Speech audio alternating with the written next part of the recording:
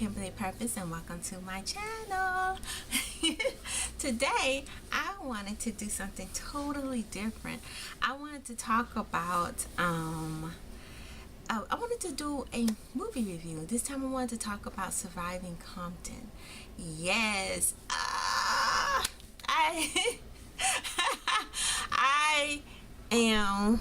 I really want to talk about this movie because I saw it first on I think it was Lovely T's channel. She was talking about the movie with Michel'le, who dated both Dr. Dre and Suge Knight back in the 80s and 90s. And so I wanted to do a quick review about what I think about that movie. So overall, I think that was it's an awesome movie. I thought it was brilliant because I always wondered what happened to Michel'le. I was a deep-rooted fan I was a great fan of Michel'le's music back in the 80s. She had some great music, and when I was growing up, I was a teenager back then, and I think I was like a freshman in high school or something when her music came out back in the 80s. And I think she did maybe one or two albums, and then all of a sudden she just did some back. The camera cut off, but I had to turn on my, I guess you call them the photographer's lamp, lighting, floodlights, to see, so y'all can see me because I'm losing sunlight outside. But anyway, I wanted to tell you that Michel'le had disappeared, and I was just wondering what happened to her. She's a great singer. But anyway, I love the movie. I never did see Straight Outta Compton. I heard some bad reviews from women, and that they said it wasn't female friendly or whatever, from other fellow YouTubers. And I grew up during the time when NWA was out, and they did do a lot of female bashing. They called women the B word, whores, all sorts of things, and it's very derogatory towards women. But as far as Surviving Compton, I really love that movie. I give it a thumbs up, and I would definitely recommend it for everyone to see it. For those, I don't want to be a spoiler for everyone, but please do look at it. I saw it on Lifetime, and I really enjoyed it. And it shed more light, it brought tears to my eyes, and it's an awesome movie. But till next time, peace. Bye-bye. What's up, peeps? I'm back. This is Kimberly Purpoz, and welcome to my channel. I wanted to continue. I'm sorry that the lighting is a little bit off. I had to turn on the photo studio light lamps on. Hopefully it turns out pretty good. I'm trying a different angle as well.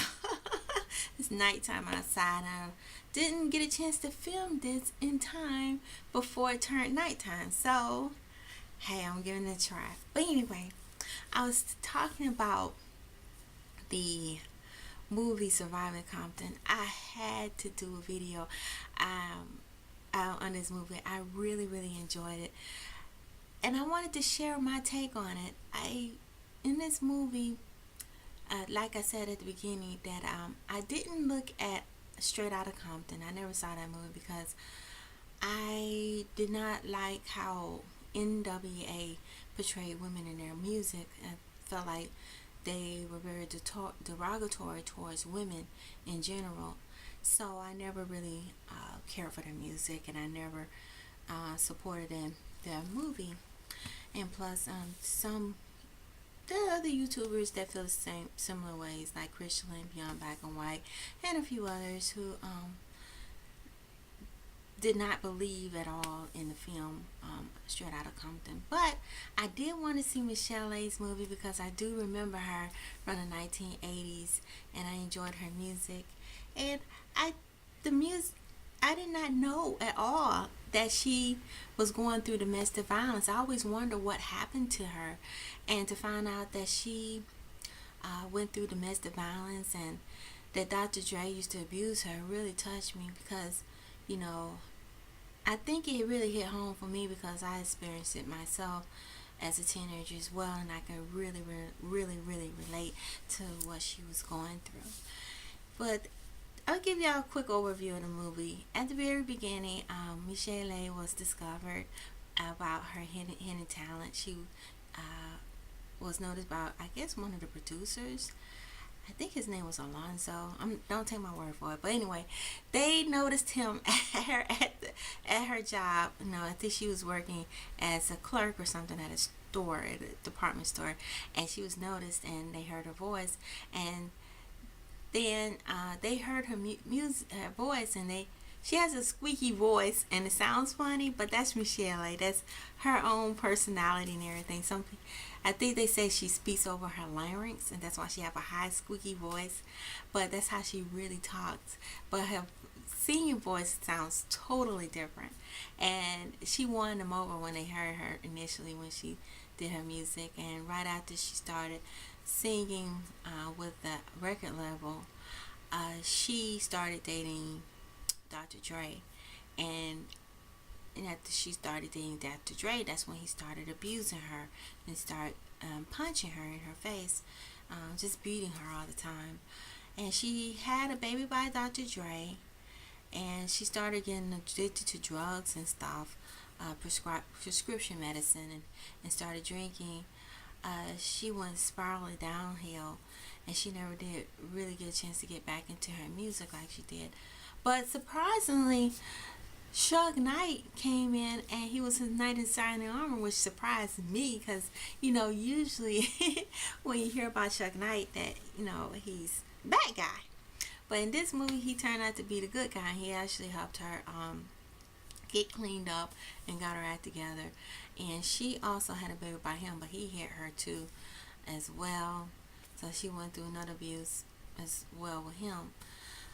But I noticed,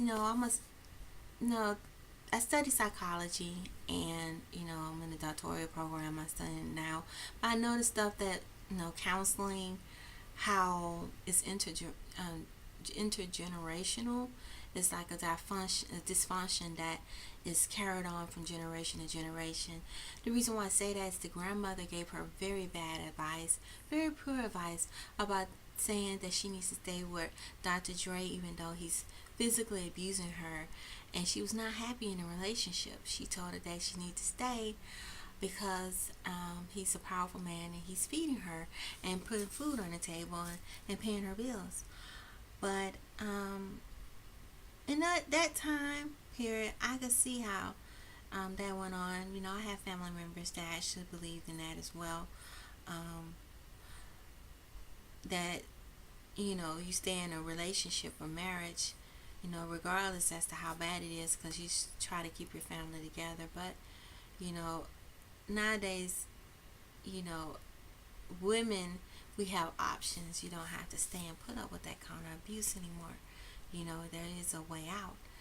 I feel like personally that if Michel'le would have left early on, I think she would have gotten her career off the ground.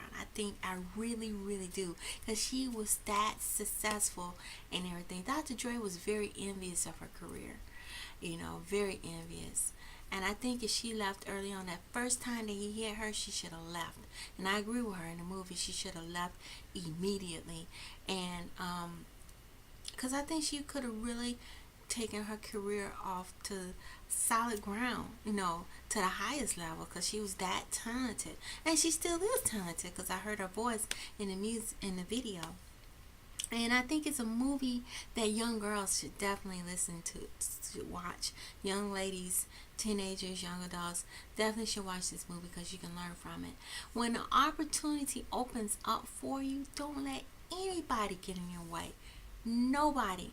Because sometimes these opportunities only come once in a lifetime. And if you do, you need to jump on it right away, because there's no guarantee that it'll ever come back.